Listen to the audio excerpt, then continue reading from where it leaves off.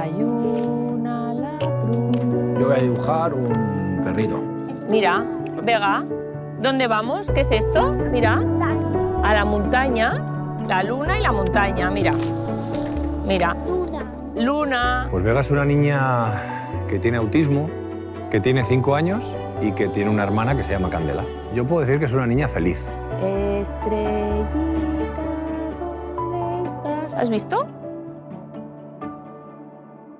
¿Cómo estáis, familia? Hola, buenas. ¿Me puedo sentar con Y vosotros? tanto, por favor. De las cosas que oyes por ahí, ¿no? Del autismo, pues que a lo mejor estaría gritando, estaría balanceándose, estaría moviendo las manos y nada, y estaba jugando con sus juguetes.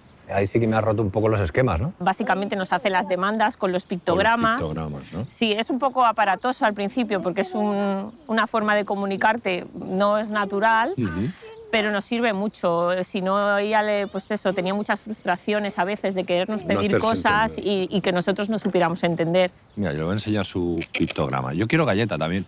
¿Me puedes dar una galleta? Chin, chin. Chin, chin. Oh, dile la chin, galleta. chin. Muy bien. Oh, ahora para ti. Me queda la galleta, qué crack. El día de hoy espero aprender cosas sobre el autismo, que es convivir con una persona con autismo. Quiero saber cómo se siente una familia cuando tiene el autismo dentro de casa.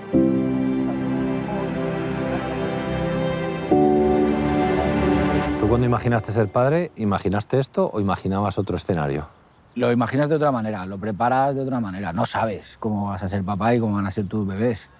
¿Y qué ocurre cuando llega a una familia una niña con autismo?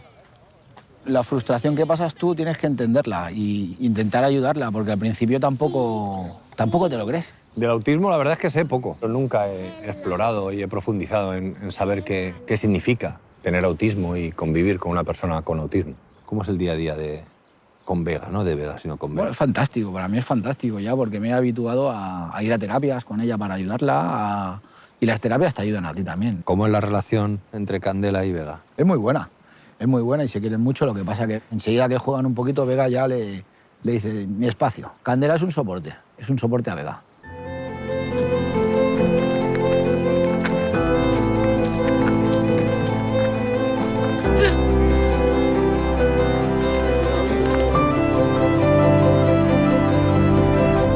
¡Sube, sube!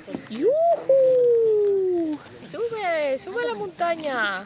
Vega es una niña es muy feliz, es una niña muy contenta, muy expresiva, dentro de que, bueno, pues es una niña no verbal, que es el gran hándicap que tenemos con ella, el tema de la comunicación. ¿Dónde se encuentra más feliz Vega?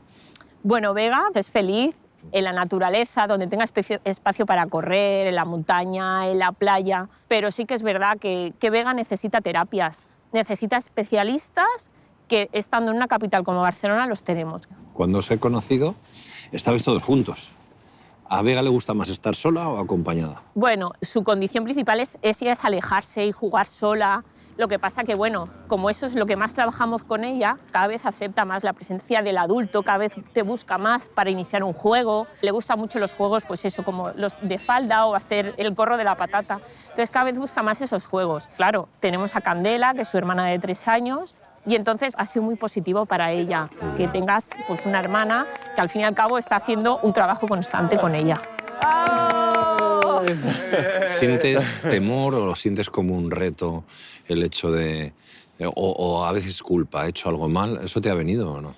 Sí, es como cuando a lo mejor una pérdida de un familiar, hay como una fase de duelo, de aceptación de un diagnóstico, de aceptación de que tu vida va a ser diferente. El autismo no es una enfermedad, el autismo es una condición de una persona y entonces eso te va a acompañar toda la vida. Entonces tú tienes que estar preparado porque Vega va a ser toda su vida autista y tú tienes que prepararla y ayudarla para que pueda ir solucionando temas a medida que van surgiendo. Lo que he visto de Vega es que poco a poco va aprendiendo, entonces será una persona dentro de 2 años, 3 años que sorprenderá a sus padres con nuevos aprendizajes, pero con la familia tan involucrada que tiene, con las ayudas que están recibiendo, ojalá pueda ser una persona medianamente autónoma el día de mañana. Como padre y como madre, tienes que evitar ciertas cosas y tienes que permitirle, por ejemplo, si le apetece aletear o balancearse, Por supuesto. tiene que hacerlo, ¿no? En el caso de Vega, ella necesita correr.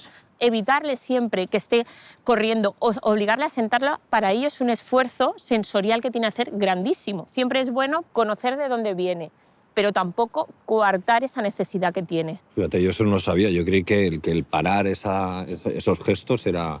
Bueno, que había que hacerlo para que viviera una sociedad como más adaptados, ¿no? Y me estás diciendo todo lo Es que, contrario. claro, ese es el tema. Es que lo vemos como que tenemos que adaptar a esos niños para la sociedad. No, es que lo que tenemos que adaptar la sociedad para que nuestros hijos estén a gusto, se sientan integrados. Además de esto, ¿qué crees que es lo que más necesitaría Vega o necesita Vega? Una sociedad más inclusiva. Necesitamos que las familias cada vez eduquen más a sus hijos dentro de esta diversidad. Es tan beneficioso que Vega vaya a una escuela con niños neurotípicos, como que esos niños neurotípicos vean niños como Vega en las aulas. Así haremos los adultos mejor para el día de mañana. Y es precisamente lo que tenemos que trabajar más, que sea una sociedad abierta de mente y que hay sitio para todos y que veamos la diversidad como algo positivo. Yo creo que eso es una de las cosas que más me llevo de hoy, ¿no? Que cómo nosotros, la sociedad, deberíamos adaptarnos a que existen personas con este tipo de comportamiento y que se puede socializar perfectamente con ellas. Y para mí el momento más especial, ¿no? Y lo que he sentido es en ese momento que de vez en cuando se cruza la mirada contigo y esa sonrisa.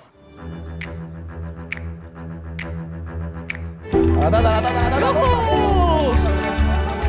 A ver, moja. Mira, mira, la goma.